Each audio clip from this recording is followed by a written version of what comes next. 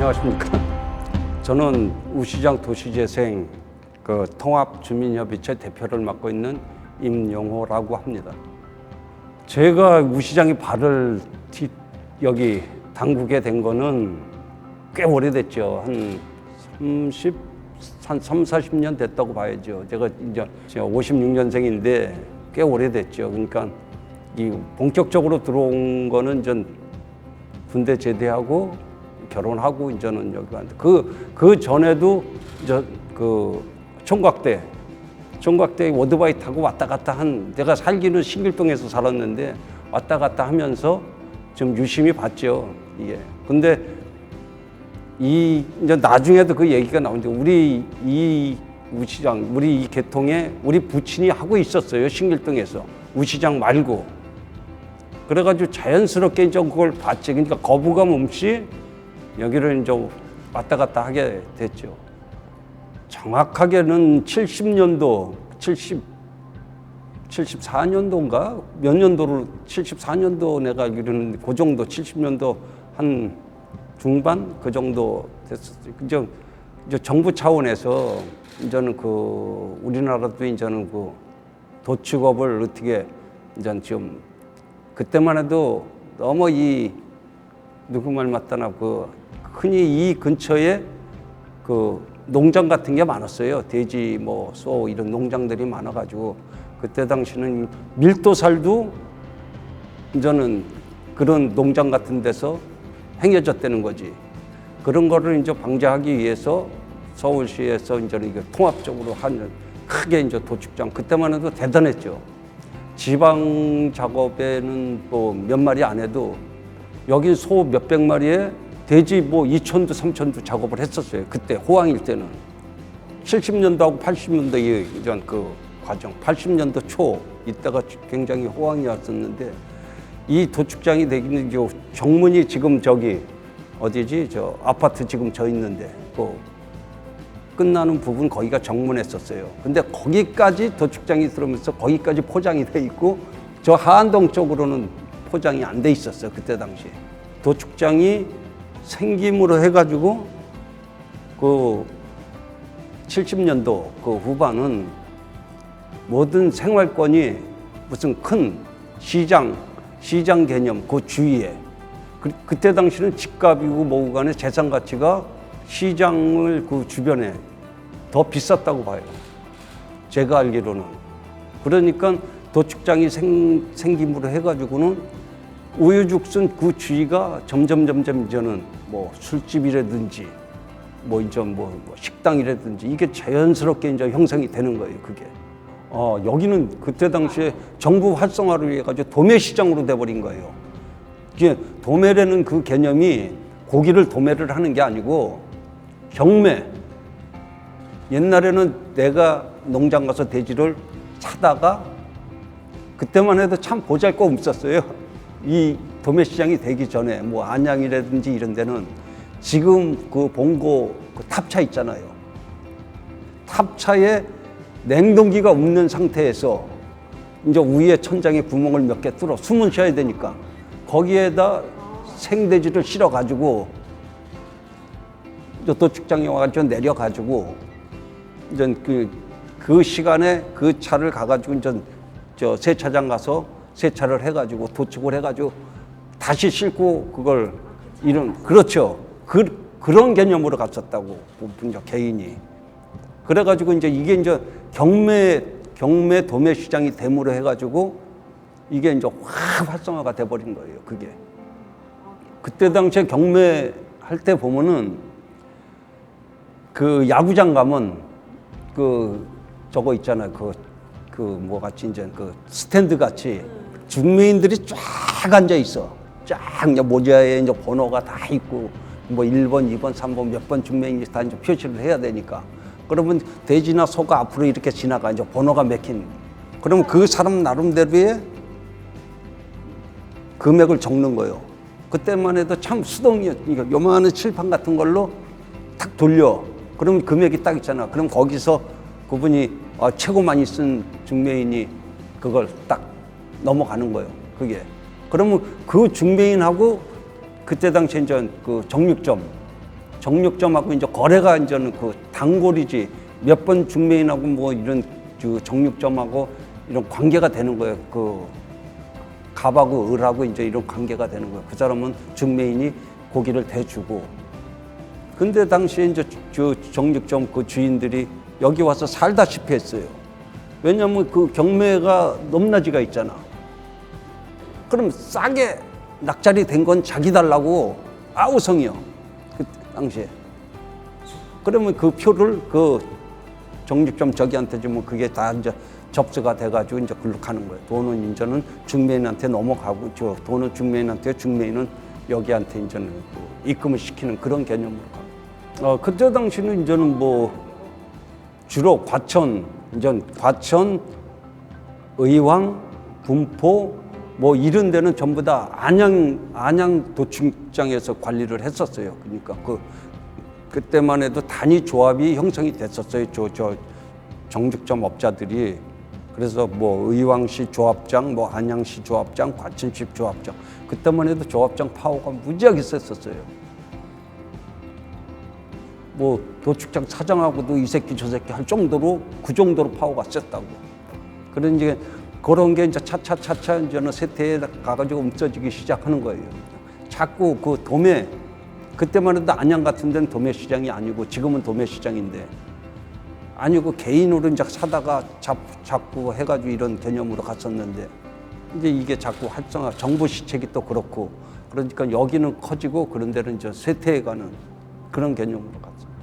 제가 알기로는 돼지가 한 2-3천도 여기서 잡았어요.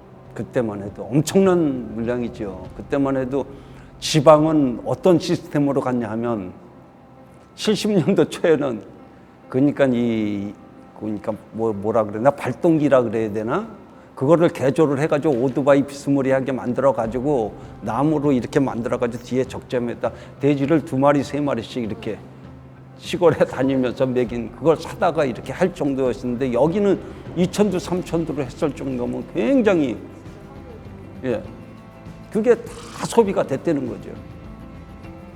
이전 여기가 이제는 그 문을 닫은 자연스럽게 이제 마장동 같이 음성으로 이렇게 간 게 아니고 자연적으로 이제는 부도가 나가지고 없어진 적인데 그러니까 사람이 엄청 그 문을 닫게 된 계기가 엄청 그 데모를 많이 했어요. 임금을 못 받고 막 이렇게 하고 그러니까 그러다가 조금 또 한 몇 년 쉬다가 또 작업을 또 시작을 했어.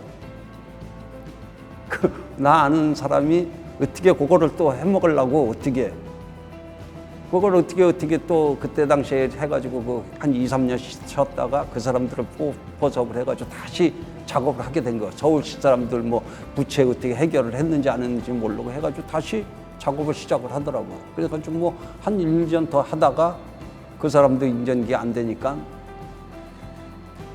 떠난 거예요. 오산으로 그 사람은 오산 작업장을 인수를 해가지고 그걸로 이제 떠나고 여기는 그때 당시에 엄청난 소용돌이가 있었어요. 그래가지고 망하고 나가지고 저 그 땅을 못 팔았어요. 난 지금도 그만두고 싶은데 나는 우리 지금 아들이 와서 지금 해주는데 이제 대부분 다 2세.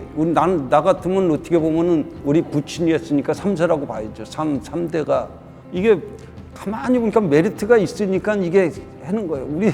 우리 아들도 어디 저 식당도 해보고 어디 취업도 해봤었어요. 근데 이제 이게 안 되니까 하다가 이제 때려치고 이제 집에서 이거 보기 싫으니까 너 나와서 일을 해.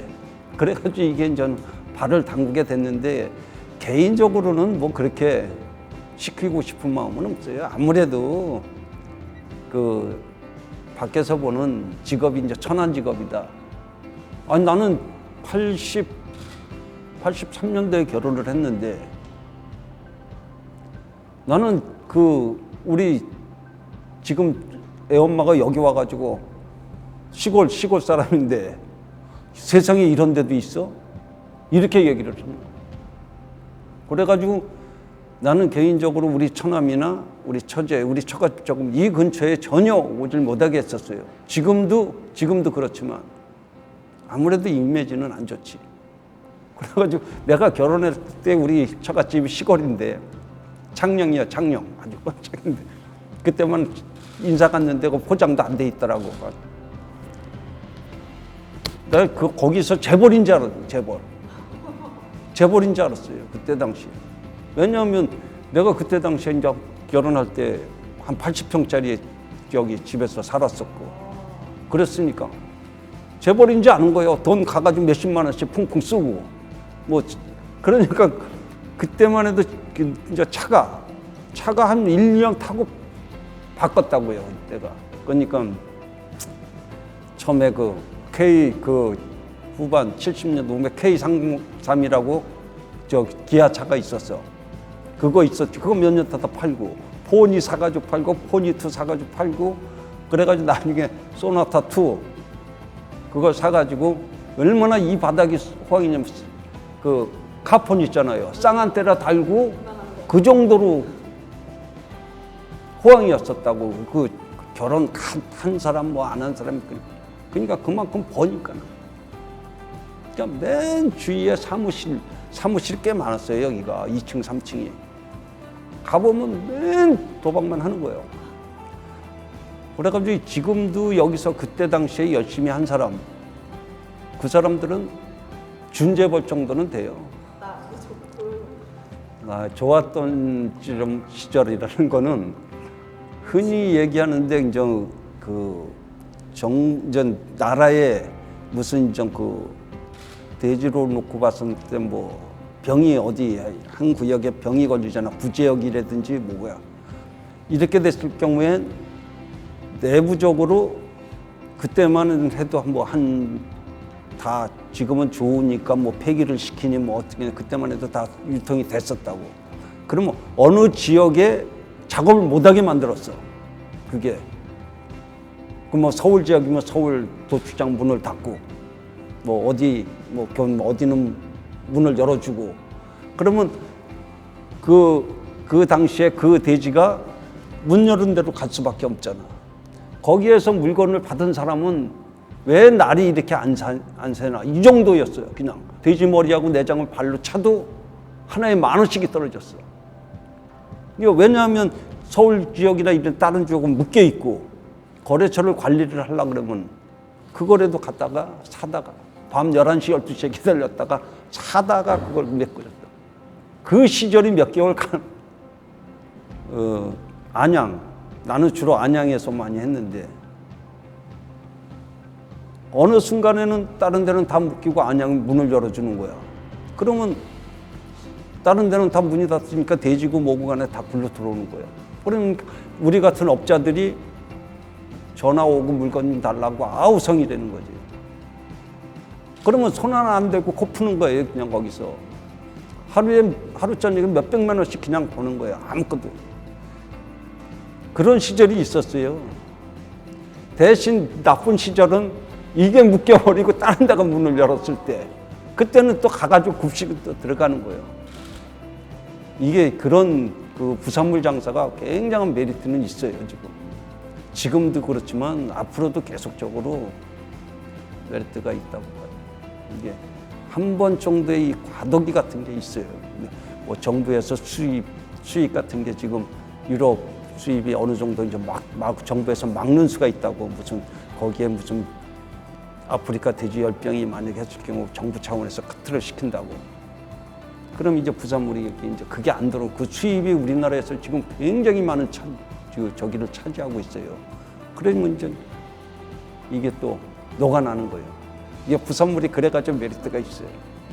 내가 독산 상인에 회장으로 넘어가는데 내가 오죽했으면 나도 여기 몇십 년 있는데 상인회장 한번 하고 내가 그만두겠다. 난 우스갯소리로 내가 그랬어요. 지나가다 보면은 그 상인들이 많이 도와줄게. 야, 무슨 자리 하나 있어? 내가 도와줄게.